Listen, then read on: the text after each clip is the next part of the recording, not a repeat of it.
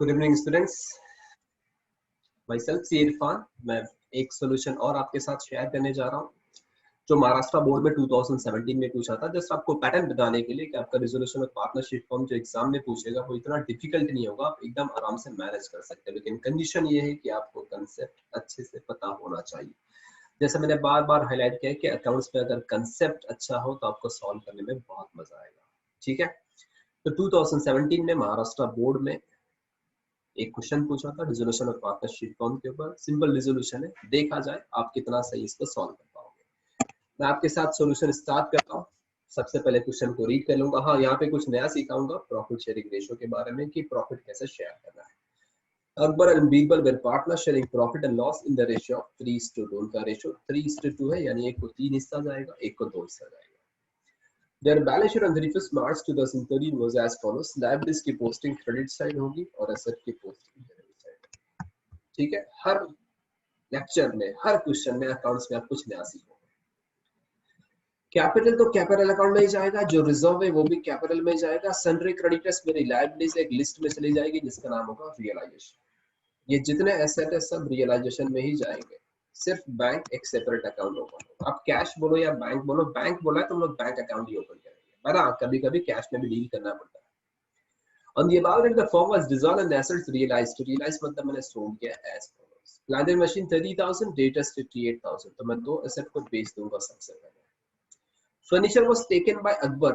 Taken का मतलब याद रखना, फ्री में नहीं लेके जाएगा, उसके बदले पैसा देगा 10,000। And stock by Birbal for rupees 27,000. Stock Birbal लेके जा रहा है, उसके बदले 27,000 पे करेगा बिजनेस को।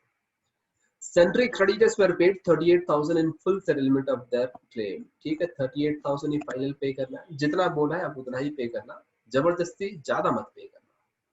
रियलाइजेशन एक्सपेंसेस, एक्सपेंसेस का मैंने मतलब आपको बताया था कि ये लॉस होता है, आपके पॉकेट से कैश जाएगा, कैश क्रेडिट होगा एंड रियलाइजेशन के डेबिट मिलेगा। ठीक है, तो सबसे पहले मैं पार्टनर्स के नाम लिख लूंगा। मेरा फर्स्ट पार्टनर का नाम दिया है अकबर, मैं यहाँ पे नाम लिख रहा हूँ अकबर। सेकंड पार्टनर का नाम दिया है बीरबल, सेकंड पार्टनर का नाम लिख लेना बीरबल। मैं कॉपी कर लेता हूँ यहाँ पे। 2017 में बोर्ड में ये क्वेश्चन पूछा था, छोटा क्वेश्चन था, सिंपल क्वेश्चन था, 10 मार्क के लिए। ओके, सबसे पहले पोस्टिंग स्टार्ट करूंगा। पोस्टिंग का सिर्फ एक इफेक्ट होना चाहिए, लेकिन एडजस्टमेंट का याद रखना कितना इफेक्ट होता है, 2।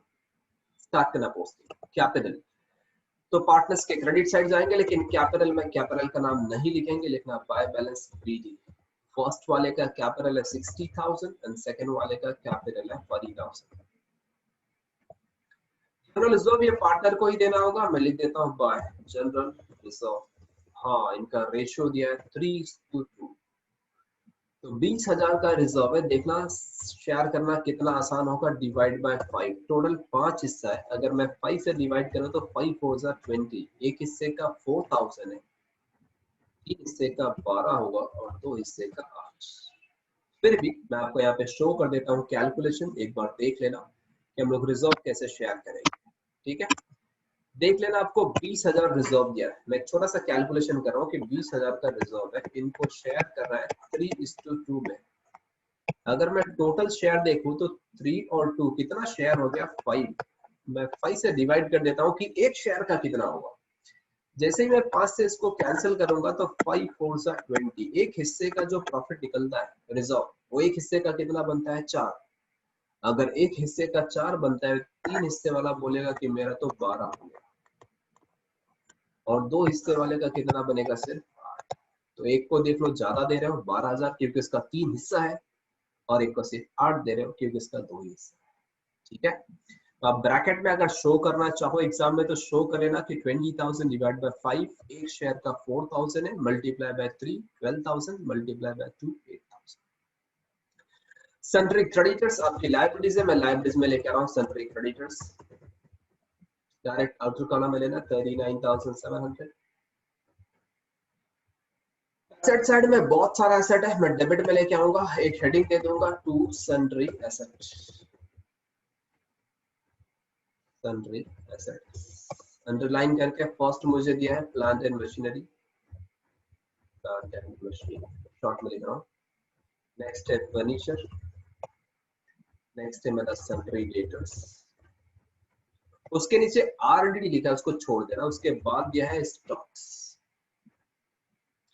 प्लांट एंड मशीन दिया है 40,000, फर्नीचर आपको दिया है 12,000, सन्ड्री डेटर्स फर्स्ट वाला अमाउंट दिया है 61, स्टॉक दिया है 28,300। मैं जस्ट टोटल कर लेता हूँ, बैंक को मैं सेपरेट बैंक में रखूंगा। हाँ, अब मैं आरडीडी समझाने जा रहा हूँ कि यहाँ से माइनस नहीं कर सकता। बैलेंस शीट में लिखा है लेस आरडीडी 1000, बट यहाँ से माइनस नहीं कर सकता हूँ। अकाउंट्स बोलता है कि अगर आप माइनस वहां नहीं कर सकते तो रिवर्स कर दो। मैं उसके सामने जाके लिख दूंगा बाय आरडीडी 1000। अकाउंटिंग को समझना कितना आसान अकाउंटिंग है। आपका डेटर्स फाइनल कॉलम में 60,000 दिया है, मैंने भी अकाउंट्स में पोस्टिंग करने में 60 ही लिखा है। यहाँ पे डेबिट में 61 लिखा है और क्रेडिट साइड में जाके 1000 लिखा हो। अगर 61 में से आप 1000 सेट ऑफ करोगे तो इफेक्ट जो आएगा ना सिर्फ 60,000 का इफेक्ट आएगा। अगर आप सिर्फ 60 दिखाते हो डेबिट में तो भी ठीक है, कोई फर्क नहीं पड़ता, अकाउंट टैली होगा। लेकिन अकाउंट्स में कंसेप्ट है प्रॉपर डिस्क्लोजर का, कि अगर आप डिस्क्लोजर अच्छा करोगे तो लोग अप्रिशिएट करेंगे कि आपने फेयर प्रेजेंटेशन किया है, कुछ हाइड नहीं किया। डाउटफुल डेटर्स था, आपने उसको दिखा दिया। क्रॉस दिखाया 61, उसके सामने 1000 आपने रिवर्स कर दिया ताकि सामने वाले को पूरी इंफॉर्मेशन मिले कि ग्रॉस डेटर 61 था, उसमें से 1000 डाउटफुल है, नेट आपका डेटर 60। ठीक है, आप 60 लिखना चाहो लिख सकते हैं, कोई गलत नहीं है।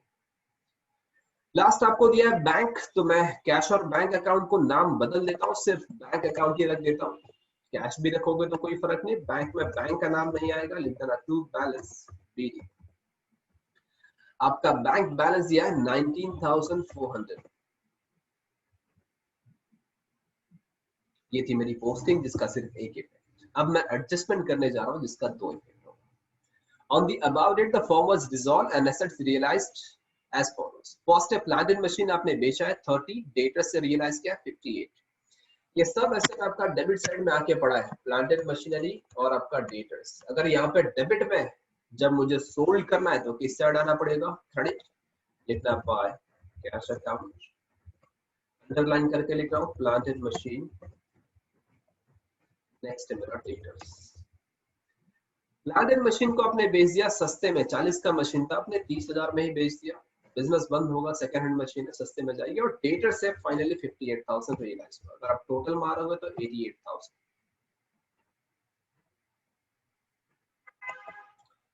चलो मैं इसको एक कलर देके हाईलाइट कर देता हूँ।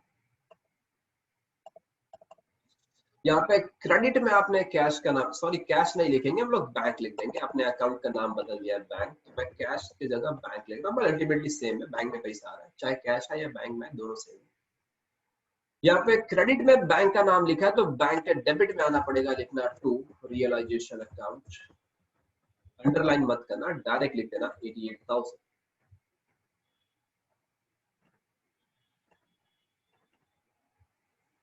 देख लेना अकाउंटिंग कितनी सिंपल बनी है कि अगर एक क्रेडिट है तो उसके सामने तुरंत एक डेबिट आ जाएगा 88,000। तो ये आपका अकाउंटिंग इफेक्ट होता है कि एक क्रेडिट हो उसके सामने एक डेबिट भी होना चाहिए। Adjustment number 3, furniture was taken by Akbar for rupees 10,000 and stock by Birbal for rupees 27,000। ठीक है, फर्नीचर आपका डेबिट साइड है, स्टॉक भी आपका डेबिट में। जब पार्टनर लेके जाएगा तो मुझे क्रेडिट साइड जाना होगा, आप क्रेडिट साइड आ जाना, लिखना बाय अकबर कैपिटल अकाउंट, पहले अकबर लेके जा रहा है, Akbar capital account and by Birbal capital account. हाँ, ये पहला वाला पार्टनर लेके जा रहा है 10,000 में और सेकंड वाला पार्टनर लेके जा रहा है 27,000। ये दोनों मैंने यहाँ पे क्रेडिट में एंट्री मारा है कि मेरा प्रॉपर्टी जा रहा है, मैंने क्रेडिट किया। लेकिन आप पार्टनर से पैसा लेना है, मैं पार्टनर के डेबिट में आ जाऊंगा। यहाँ पे क्रेडिट है तो पार्टनर के डेबिट में आना, लिखना टू रियलाइजेशन अकाउंट। अकबर के कॉलम में ध्यान से देखना 10 और बीरबल के कॉलम में है 27। कॉलम पे ध्यान देना।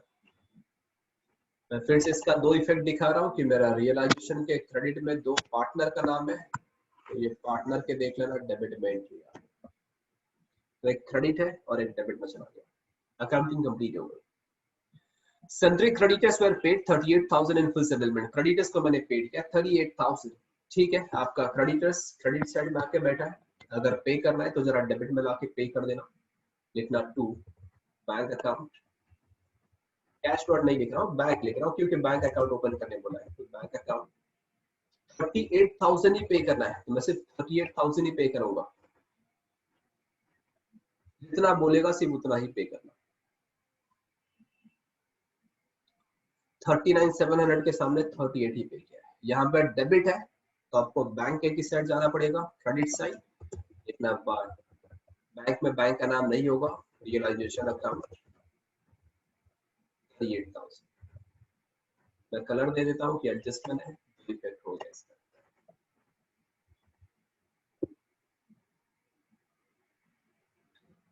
मेरा लास्ट एडजस्टमेंट है, realisation expenses amounted to 2,000। Expenses का मतलब मैंने बताया कि ये लॉस है, लॉस है तो हमेशा डेबिट में ही आएगा। और पैसा पे करोगे, एक्सपेंस मतलब खर्चा, पैसा जाएगा तो बैंक के क्रेडिट साइड। तो मैं दो इफेक्ट दिखा रहा हूँ, यहाँ पे लिखना टू बैंक अकाउंट, ब्रैकेट में शो करना पड़ेगा कि एक्सपेंस है 2,000। आपने यहाँ पे अगर डेबिट में बैंक का नाम लिखा है तो आपको बैंक के किस साइड जाना पड़ेगा, क्रेडिट में। लिखना बाय रियलाइजेशन अकाउंट 2,000। ये थी आपकी पोस्टिंग और एडजस्टमेंट। लेकिन एंड में याद रखना, आपको चेक करना पड़ेगा कि आपका पूरा कर्जा सेटल हुआ क्या नहीं। तो जब आपने लिस्ट बनाया तो आपने सिर्फ एक कर्जा देखा क्रेडिट साइड में, सन्ड्री क्रेडिटर्स। आरडीडी तो कर्जा होता नहीं, और क्रेडिटर्स के सामने आपने आके पे कर दिया है। अगर आपने क्रेडिटर्स को पे कर दिया तो आपकी लायबिलिटी सेटल है, आप अकाउंट्स क्लोज कर सकते हैं। प्रॉपर्टी कम में भी किए जिससे लग रहा है कि अपने को लॉस होगा, आप डेबिट साइड का पहले टोटल करोगे। मैं आपके साथ डेबिट साइड का पहले टोटल कर लेता हूँ। 1,81,300 वही टोटल सामने आएगा, 1,81,300 माइनस कर दूंगा, माइनस सम ऑफ। एक लेक्चर में सिर्फ आपको रिवर्स बैलेंसिंग समझाऊंगा, कैसे रिवर्स बैलेंसिंग होती है। 15,600 मैं लिखूंगा बाय। मेरी प्रॉपर्टी कम में भी की है तो ये मेरा लॉस है। कुछ स्टूडेंट उसमें भी डाउट में होता है कि प्रॉपर्टी का लॉस है। आप डाउट में मत रहना, अकबर का 3 हिस्सा है एंड बीरबल का 2 हिस्सा, यानी 15,600 को मुझे डिवाइड करना होगा बाय 5। अगर मैं 5 से डिवाइड करूं तो 5 3 जा 15, 5 1 जा 5, एक बचेगा 10 हो जाएगा, 5 2 जा 10 0। एक शेयर का आएगा 3120। तो मैं 3 शेयर के लिए मल्टीप्लाई करूंगा, 3120 multiply by 3 and 3120 multiply by 2। तो एक को 9,360 जा रहा है और दूसरे वाले को 6,240। एक को 3 हिस्सा जा रहा है, एक को 2 हिस्सा। फिर भी डाउट होगा तो देख लेना। कभी कभी कुछ स्टूडेंट को डायरेक्ट नहीं समझ में आता कि मैंने कैसे डिवाइड किया, तो मैं दिखा रहा हूँ 15,600 डिवाइड बाय 5। ऐसा वाला डिवाइड तो आपने बचपन में किया ही होगा, बराबर है। 5 3 जा 15, 5 या 15 कैंसिल, 6 आएगा, 5 1 जा 5, 1 आएगा, 0 उतार लूंगा, 5 2 जा 10 कैंसिल, 3 1 2। एक हिस्से का 3120 तो 3 से मल्टीप्लाई करोगे 9,360, 2 से मल्टीप्लाई करोगे 6,240। चलो ठीक है, इसको मैं हाईलाइट कर देता हूँ अलग कलर से कि ये बैलेंस है। और जैसा मैंने बताया कि मेरा बैलेंस बराबर है तो मैं इसको सर्कल कर देता हूँ 15,600। यहाँ पे क्रेडिट है तो मुझे पार्टनर के डेबिट में आना होगा। लिखना टू रियलाइजेशन अकाउंट। फर्स्ट वाले पार्टनर के नाम पे आ रहा है 9,360 एंड सेकंड वाले पार्टनर के नाम पे आ रहा है 6,240।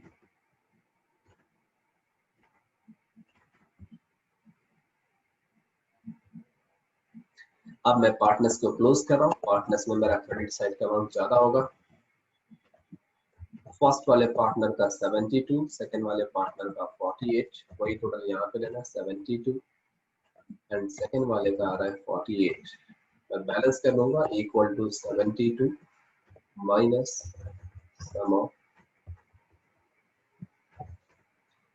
फर्स्ट वाले का बैलेंस आएगा 52, सेकंड वाले का बैलेंस आएगा 40। मेरा लास्ट अकाउंट है बैंक अकाउंट। इसको मैं अलग कलर दे देता हूँ, जस्ट देख लेना। सर्कल करो 42,640, 14,760। वहाँ डेबिट है, मैं बैंक के क्रेडिट में लेके आ रहा हूँ। पार्टनर्स कैपिटल अकाउंट, फर्स्ट का नाम है अकबर एंड सेकंड का नाम है मीर्जा। फर्स्ट वाले का बैलेंस है 52,640 एंड सेकंड वाले का है 14,760। दोनों का टोटल मैं बाहर ले लूंगा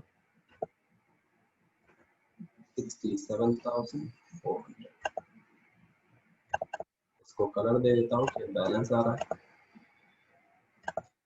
अकाउंट्स टैली करना, दोनों साइड का अमाउंट इक्वल होगा 1,07,400, 1,07,000। तो आपका अकाउंट्स 101% टैली होगा, प्रोवाइडेड आपका अकाउंट्स में अप्रोच इंटरेस्ट अच्छा हो। इंटरेस्ट फैक्टर बहुत मैटर करता है। अगर आपका इंटरेस्ट होगा तो आप किसी भी चीज के पायनियर बन जाओगे, उसमें प्रोग्रेस करोगे, लेकिन इंटरेस्ट ना हो तो फिर पढ़ के फायदा ही नहीं। इसके लिए स्टूडेंट्स इंटरेस्ट होना बहुत जरूरी है। आपका इंटरेस्ट होना चाहिए आपके अकाउंट्स के सब्जेक्ट में, तो ही आप करोड़ों का हिसाब किताब करोगे। और इंटरेस्ट के साथ आपका कंसंट्रेशन पावर अच्छा होना चाहिए कि करोड़ों का हिसाब कर रहे हो, लोग आप पे भरोसा कर रहे हैं, आपकी छोटी सी गलती कितना नुकसान करा देगी। इसके लिए हिसाब किताब कभी भी करो तो परफेक्शन होना चाहिए, बहुत जरूरी है परफेक्शन। ठीक है, तो ये था आपका सॉल्यूशन मार्च 2017 जो बोर्ड एग्जाम में पूछा था। डिसोल्यूशन ऑफ पार्टनरशिप का मार्च 2017 का सॉल्यूशन देख रहे हो। एक ही रिक्वेस्ट है कि अकाउंट्स कंसेप्ट के हिसाब से पढ़ो, अकाउंट्स में कभी गलती नहीं हो सकती है आपसे। ठीक है, अगर आपका कंसेप्ट अच्छा है तो डेफिनेटली आप आगे प्रोग्रेस करोगे, आपको स्टेटस बहुत अच्छा मिलेगा। चलो ठीक है, अगर किसी को कोई भी डाउट हो, कोई स्पेसिफिक क्वेश्चन का सॉल्यूशन चाहिए होगा तो आप कमेंट लिख सकते हो एंड वीडियो को लाइक शेयर कर सकते हो। आप किसी और को रिकमेंड कर सकते हो। अगर ये वीडियो अच्छी लगे तो हम लोग ने वीडियो ऐसी बनाया जिसमें क्वेश्चन भी दिखेगा, सॉल्यूशन भी दिखेगा, आपका प्रोफेसर भी आपसे इंटरेक्ट करता हुआ दिखेगा। तो आपको कोई भी डाउट हो, आपको कोई भी कमेंट करना हो, कुछ पूछना हो तो आप हमको यूट्यूब पे कमेंट कर सकते हो, या तो हम लोग अपना कॉन्टैक्ट नंबर, ईमेल आईडी दे देंगे, आप उस पर अपना डाउट भी पूछ सकते हो।